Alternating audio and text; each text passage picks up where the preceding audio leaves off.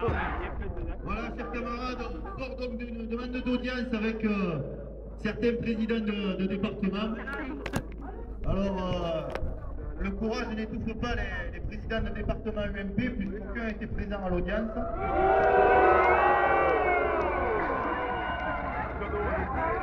C'est bizarre, mais je pensais que ça allait marcher, ce genre de choses. Aucun président UMP n'était présent à l'audience.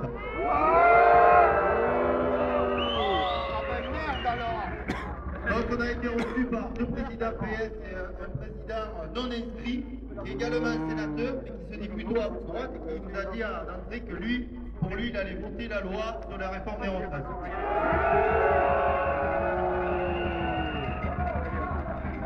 Il a juste eu le mérite d'avoir le courage de rencontrer les organisations syndicales et d'échanger certains points de vue, arguments. Donc pendant 1 heure, nous avons échangé, enfin non, pendant 45 minutes, nous avons abordé, nous avons amené nos arguments sur la table. Et lui, quelques minutes, nous a dit qu'il n'était pas imperméable à nos arguments, mais qu'il y avait des problèmes de financement et qu'il fallait bien commencer par quelque part pour la réforme des retraites. Et donc il allait commencer par la durée légale de départ à la retraite et l'allongement de durée de cotise.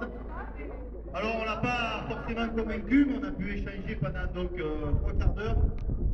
Malgré tout, ce que j'ai à dire, c'est qu'il y a encore un rassemblement intéressant ce soir, que le vote au Sénat ne changera pas grand-chose comme ça a été le cas au Parlement et que la lutte va continuer.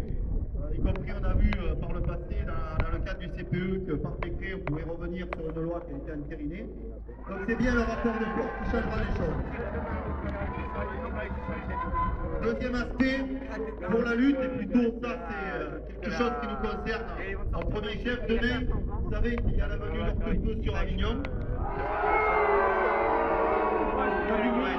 Ses principaux représentants, nous avons décidé avec les organisations syndicales d'avoir 4 cortèges convergents, à la fois pour embêter ce monsieur sur les arrivées sur Avignon et à la fois pour marquer une certaine convergence entre organisations syndicales. Donc on partira de 4 lieux différents, je les rappelle. Un, le premier, à la route de Montpavé, donc un autre à Saint-Lazare, un autre devant les rotondes à 80 avenue Pierre-Sévard, au club des cheminots, et un autre devant l'avenue Montclar, devant l'UDFO, et qui convergeront tous ici même, donc sur la place du Palais.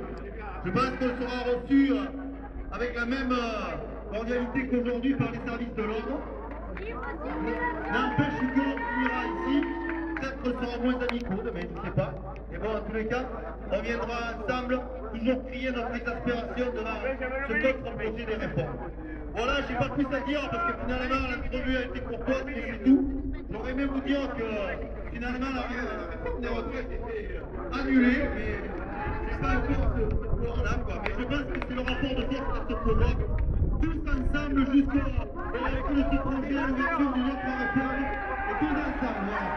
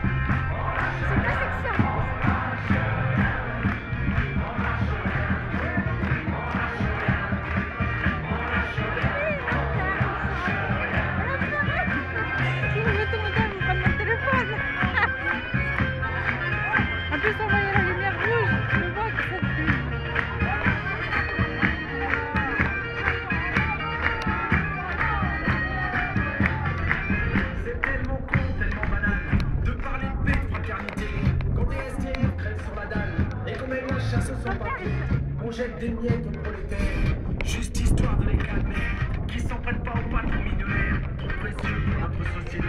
C'est fou comme ils sont protégés, tous nos riches et nos puissants. Y'a pas à dire, ça peut aider d'être l'ami du président.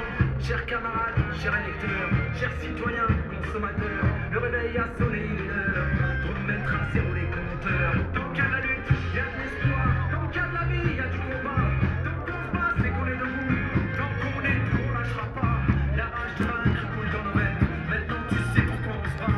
Notre idéal, bien plus qu'un rêve. Un autre monde, on n'a pas le choix. On lâche rien.